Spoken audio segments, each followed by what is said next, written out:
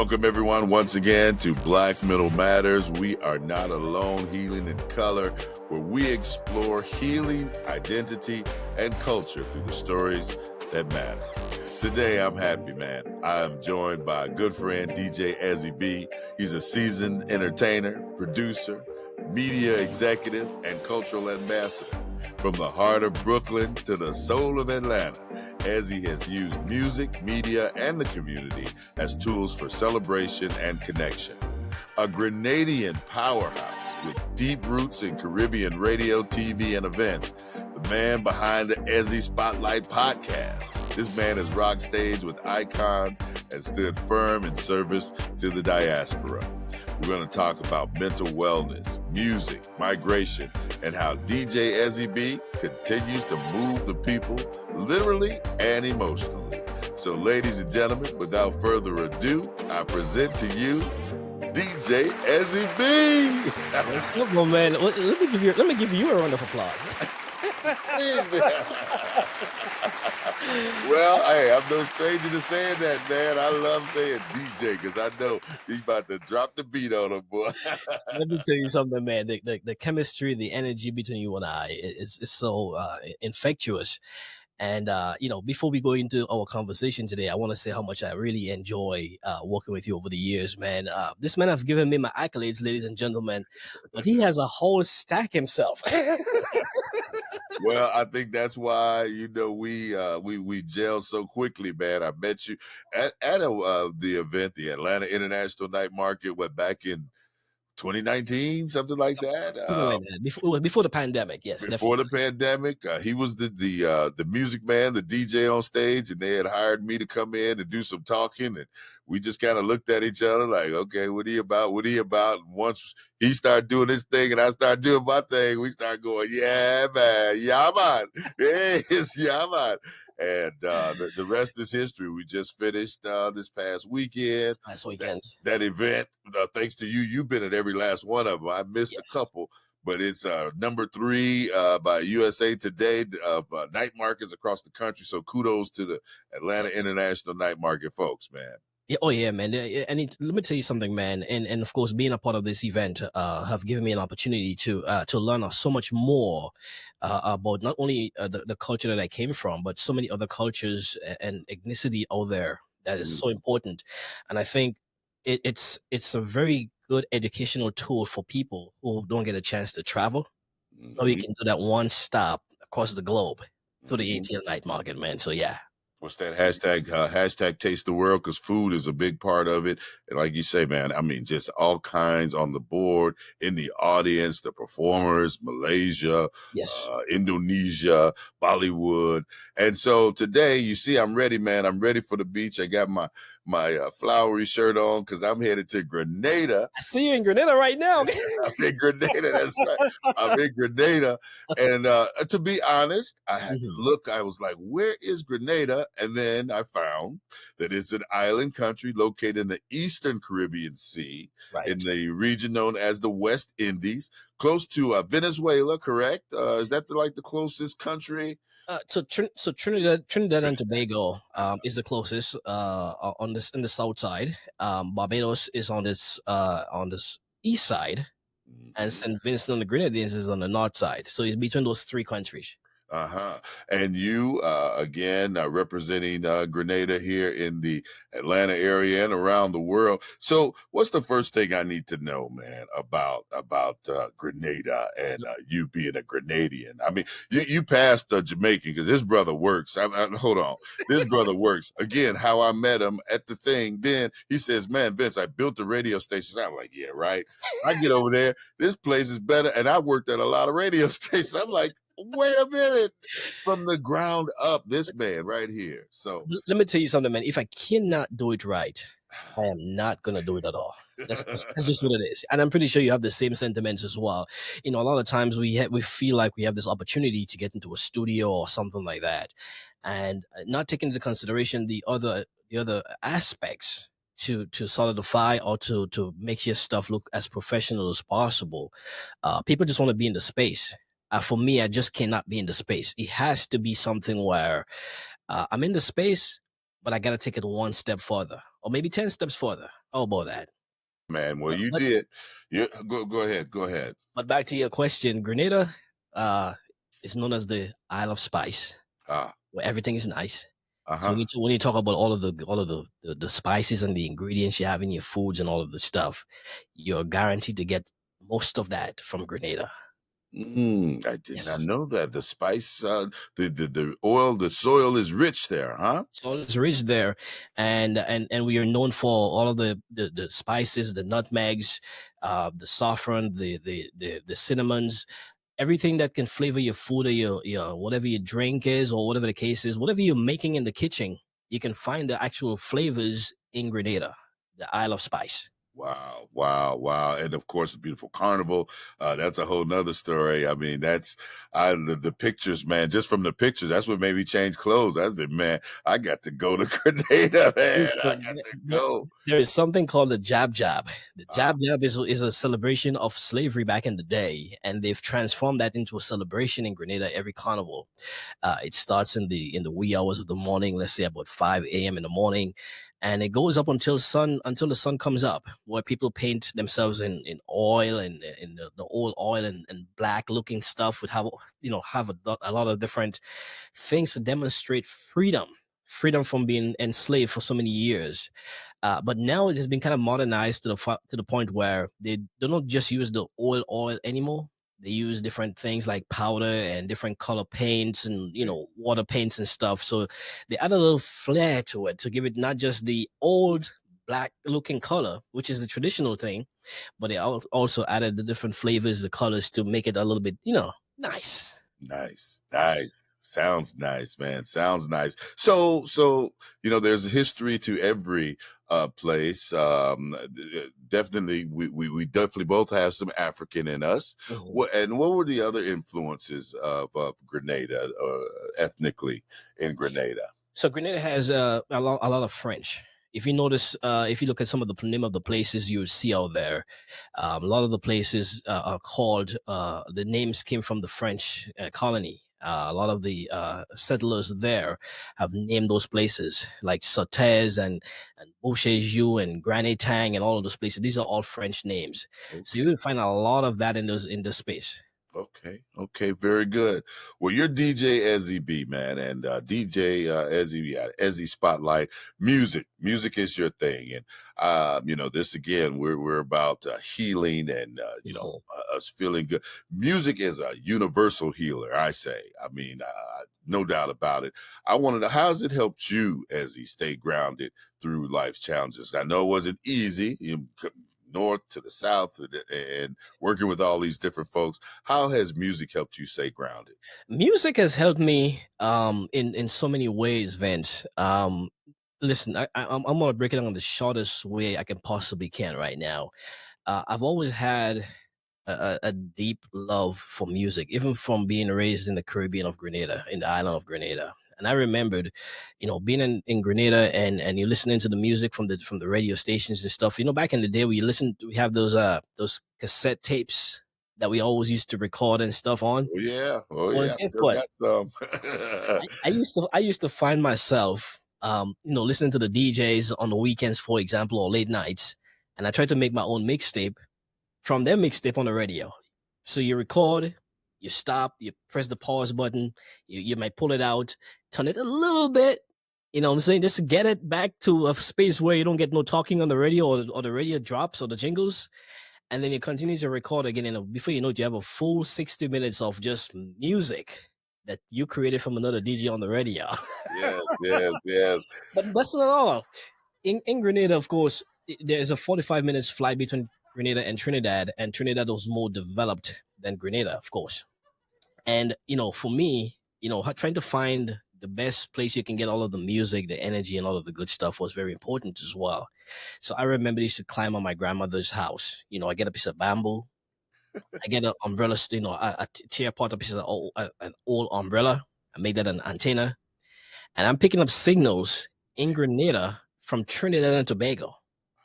And my neighbors used to be asking, where is he playing this music from? I have no idea that in Grenada, I'm picking up a radio station in Trinidad and Tobago.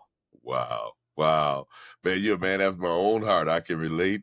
Late night with a cassette, you record you, and you wait on that one song. It's, man, I hope they played that song tonight. I missed it yesterday, Yes. and that was the beginnings of us music men. You heard those sounds. So now you've worked in both American and Caribbean media, Right. right? So Right. you've been exposed to those cultures. How do you think Ezzy mental health is addressed differently in each culture, this American versus, say, the Caribbean? In the US, for example, Vince, mental health is taken a lot more seriously.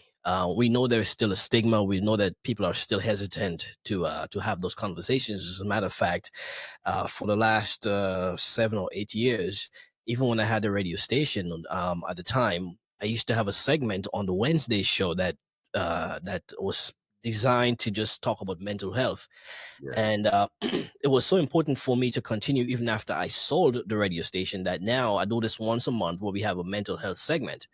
And although we make it a very informal type of segment where we give people opportunity to come on and just talk about the everyday situations that may affect you mentally, there's still people are hesitant to have these conversations, as we can tell. I mean, I'm pretty sure you have the similar experiences as well in comparison to having a conversation about mental health and having a conversation about someone shaking their booty on the street or something like that.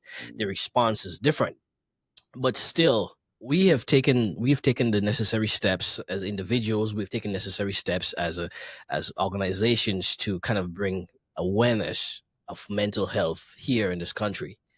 But being back in the Caribbean, I think someone has a mental health issue, you've been scorned.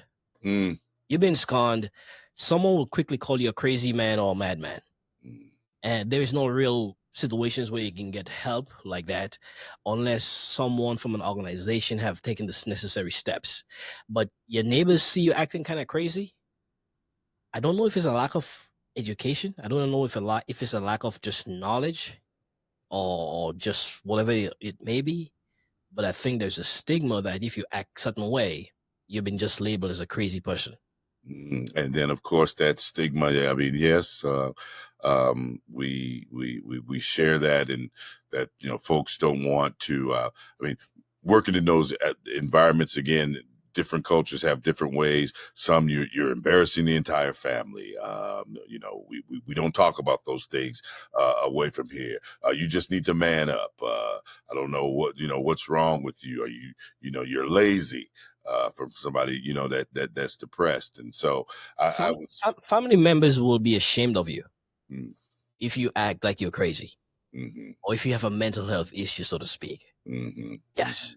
Mhm. Yeah. You would be on the street and they will walk past you.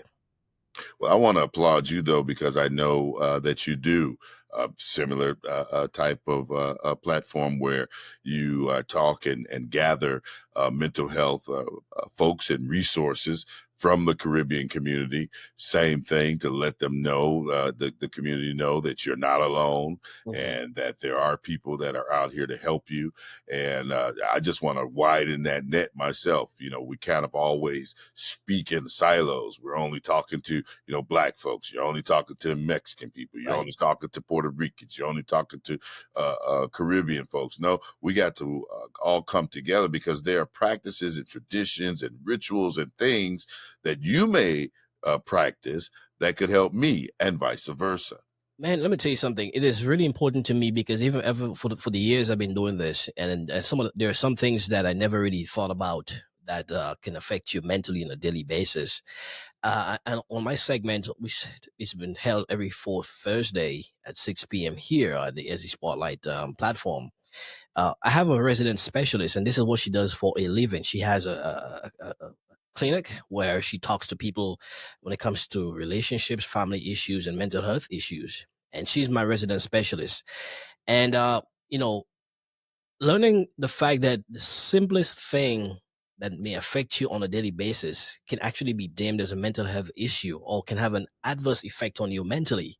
Oh, yes. I never knew that until we started having those conversations. Mm. And that's the reason why it is so near and dear to my heart to continue. I don't care if it's making an impact on one person's life a month. we're still making a difference because of the importance. We walk every day, we do things every day, we interact with people every day, and we don't know that we may be having a mental health issue if you don't talk about it.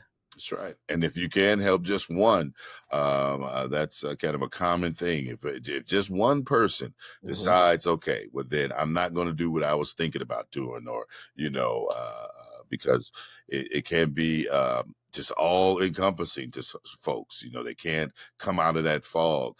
But by yourself, myself, the other advocates out here, by letting them know that there are resources and that they're not alone again, and that we've all been through something. And if we could just talk about it, that can be a great, great, great benefit for us all. So, I also think the way we presenting this conversation about mental health as well, in an informal setting, it helps people to feel more comfortable to have these conversations. right. Because over the years, we've seen people, do it on TV, on the radio, and it has to always be someone in that profession, which is great. But you and I can have that conversation and enlighten someone, because now this most people, they don't read about mental health. It takes a conversation and examples of our everyday lives in our communities to show how it is affecting people mentally. And when you talk about casual, it don't get no more casual than this. There you Got go. rocking my teeth, rocking my teeth at my shirt. Hey man, how's your mental health And, coming? and then you're in the islands too. And I'm on the island. You can't beat that with a baseball bat. There you go. So There you go. again, man, kudos. What does it mean for you, man, to represent Grenada and the Caribbean community in your work? It's really important to me. Again, a lot of times too, what I've seen over the years, there's a stigma. I remembered when I was, transitioning in from the Caribbean community into getting to mainstream, and because I have an accent, the challenges that I experienced Yeah. by just trying to break that barrier. And I think Caribbeans stick with Caribbeans because this is a comfort zone for them, which doesn't sit well with me. If you want to grow, you have to go beyond your community. You have to grow beyond your culture. You have to go beyond your nationality. And I was determined, because of my intelligence from a musical standpoint, why should I just limit myself to just the Caribbean community? And so, having to break these walls, having to have these conversations with an accent, I was easily put into a category and say, well, we don't want to work with you because Caribbeans don't support each other, until they started listening to me play music, until I made it to the radio station on WAEB 1100 AM here many years ago. It was my first start. And they're realizing, well, wait, this guy is Caribbean, but he operates quite differently. So to be able to be, I don't really call myself an ambassador of the Caribbean, but I feel like I'm enlightening people about the Caribbean culture a little bit more, with the way I operate and the things that I do and say and deliver musically. Yeah, you do. Got quite diverse. I have another friend. I think you guys know each other, DJ Webb. I mean, I always say if I was going to be a DJ, I'd either be DJ Ezzy B or DJ Webb. You two are the hardest working brothers, but are very good at what you do. And I love the way when we're at events together. I mean, you can cover the gamut. I remember I heard Afro beats this past week, reggaeton, soca, Yes, reggae, born in the USA, little old, we did a little yes, country there for a minute. We put the yep, boots on the ground, man. and it brings us together. And that's what I'm Mhm. saying about healing in color. It brings us together, man. And just because sometimes within our, like you say, for Caribbean people, stick with Caribbean people, Black folks, Americans do the same. And I've always wanted to learn more about different cultures. Not that I love my culture. I'm as Right. black as they get, Gary, Indiana. We was before anybody, but I don't want to limit myself. This is a big world out here. Listen, Russians, I want to meet them all. listen, it is so important for us to teach our kids Yes. the different cultures, different nationalities, different countries, and how people live and stuff. And by so doing, you would understand how quickly, very quickly, that despite the fact that you may be born in a third world country, that there are other countries out there that may not be considered as real third world countries, but the lifestyle is so it's so similar. The way you eat, the way the foods, the farming, because the exposure that you have, the lifestyle is similar, despite the fact that your color of the skin might be a little bit different. And this is what you get, for example, at the ATL night market. You know what I'm saying? Me being a DJ from the Caribbean and being able to play music from the Middle Eastern countries, from Asia, from Africa, and Hollywood, from the all that. Caribbean and the Bollywood and everything. But What is it called? Panju. What is the Indian music? Oh shoot, Panjubi. the Punjabi. Punjabi. Oh, thank you so Punjabi. much. I need to edit that out, but I'm not gonna do it. No, you're good. Punjabi. No, this is I love this that is real music, talk. man. Yeah. Exactly. But also too, when you go into these events, for example, to be able to taste the foods and the drinks and watch the different cultures, the performances and all of this stuff, I think it's so important for people to learn these things, especially if you're not able to travel, because not all of us have the opportunity to go to these different countries. A lot of us, we work very hard. We're not able to afford a plane ticket. But when there's an opportunity where the event comes to us where we can learn something, I highly encourage people to take advantage of these opportunities. You open up your mind so much.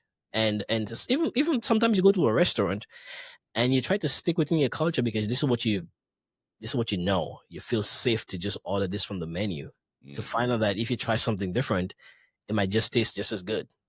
Vin Nguyen, one of the board members, the Atlanta Mhm. International, he really broke it down for me. That made me look at it so Mhm. economically. Yes. Because if I'm at the night market or any kind of cultural event or just out of my comfort zone somewhere, and I taste the food Mhm. and I say, "Oh my goodness, I like this." Then when I go back home and I tell my wife, "Hey, I had some Vietnamese food at this event. Let's go Right. to a Vietnamese restaurant." Well, now I'm spending my money, with a Right. Vietnamese family. I also, though, say conversely, I want, those in the Vietnamese community to come have some soul food sometimes, Right. spend, taste a rib, brother. I got you. Have some greens, and that kind of thing. That cultural exchange is so beautiful to me. Listen, I remember the very first time my wife came out to one of those events many years when we first started the night market. That was way before the pandemic, and being on the stage, the drinks are running. People in the bartenders, the vendors are bringing me because they want me to taste what they're drinking, and I remembered my wife had one of those drinks, and even today she doesn't stop talking about it. Um, you people again being closed-minded wouldn't allow you to learn these things and to experience the different tastes, for example, that are out there. And you have to have a mindset where you are just open-minded enough to just sample it. You know what I'm saying? That's the only way you can tell whether you like something. But just to look at something or someone and say, I don't like this or I may not like that without even tasting it or trying it. I think you're really, Missing out. I'm just not the kind of guy who wants to limit myself because this is what I know. Someone just stick to this. Mm. So as a year, I know I'm a busy man, but I do not at all compare myself to this brother right here, ladies and gentlemen. He runs businesses, he's performing, he's creating content. We have to know, how does Ezzy take care of Ezzy so that he is at his peak performance, his mind, matters. How do you keep it in line, Ezzy? Let me tell you something. I'm gonna be very honest with you. I'm still learning. Mm, I'm still learning to do this because, for me, first of all, my motivation is that if there's an opportunity to execute on something, I'm gonna find a way to do this. Because sometimes you don't get these opportunities twice, or you don't get them multiple times. They only come once. So I make sure this is a priority for me. But however, the struggle is the fact that you do all these things, like you said, and you're trying to maintain and take care of yourself, take care of your body. And sometimes that is very difficult because everything you do, it looks good on the stage, but there's a lot of work that takes place behind the scenes to prepare. that's right. The preparation takes a lot out of you. And it so happened that the events I do, because there's so many different genres. Some DJs, for example, you got a hip hop DJ. That is what they do. They may play a little reggae in between that or some R&B, but the primary source of music, the primary genre of music is hip hop. for me, every genre is a main genre. So I can get a call to say, okay, Ezzy, we having a Middle Eastern party, and we want to know if you're available to DJ. I cannot be sitting at my point and say, well, I have to get ready for this event. I have to be ready to go. Yeah. This is the service I provide. Yeah. So having to be prepared myself, this is one of the biggest challenge. But of course, I try to find some time to rest and to sleep as much as I possibly can. For example, we just did this event this weekend, and last night I had to get me at least 8 hours sleep. And hopefully tonight I can do the very same thing again, because my next event takes place outside in the heat again. Yes. So I have to recoup and make sure to the body right. Now, I wasn't doing this very well before, but as I grow older, I'm realizing now that the body is taking a much longer time to recuperate or to recover from the last event. So I try to eat good. I try to, that's one thing. But however, getting enough sleep is one of the priorities right now. And I'm not quite there yet, but I'm working on it. But he's working on it. He's working on it. Yes. Well, man, again, it's just amazing working with you. In fact, I wanted to tell you, I got a call. Left-handed Lithuanians. They want you to DJ their party. So you got to find some left-handed Lithuanian music. If anybody could find it, this brother, where is he? There he is. He's on that side. This brother would find it. This is all lefties. Listen, this is what I'm talking about.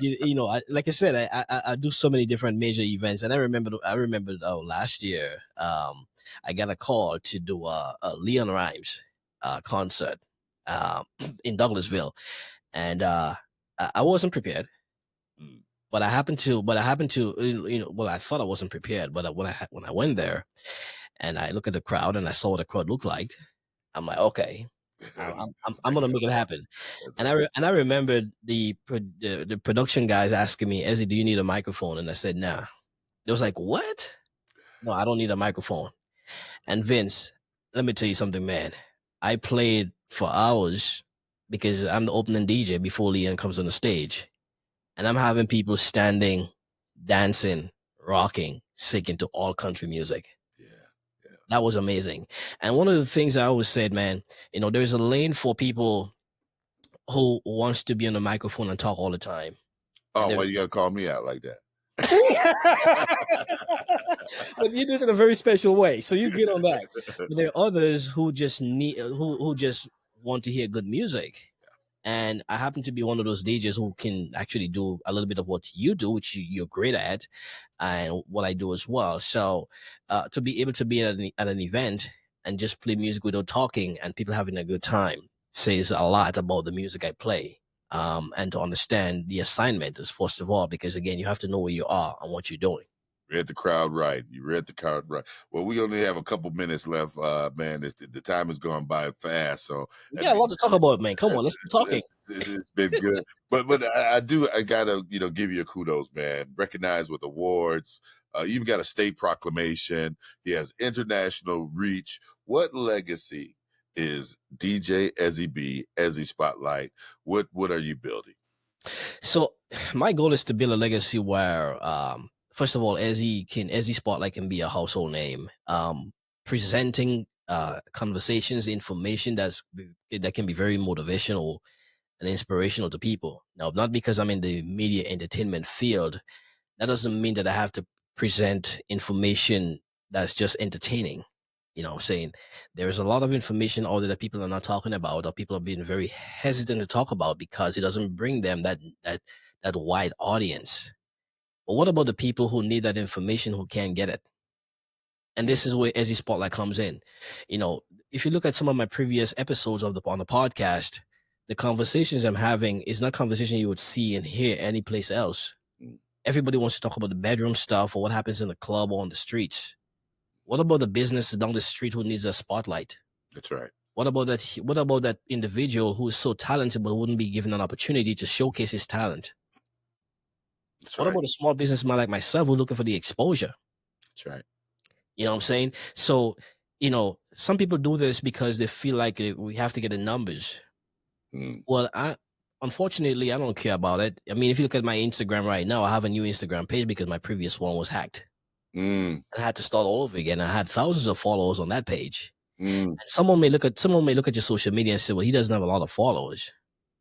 Well, I don't care about the followers. I care about the message. That's what's important. Quality. The quality of the content. Mm-hmm. How, Mm-hmm. how, why put a content out there that's not going to make an impact in someone's life positively? Mm. I can't do that.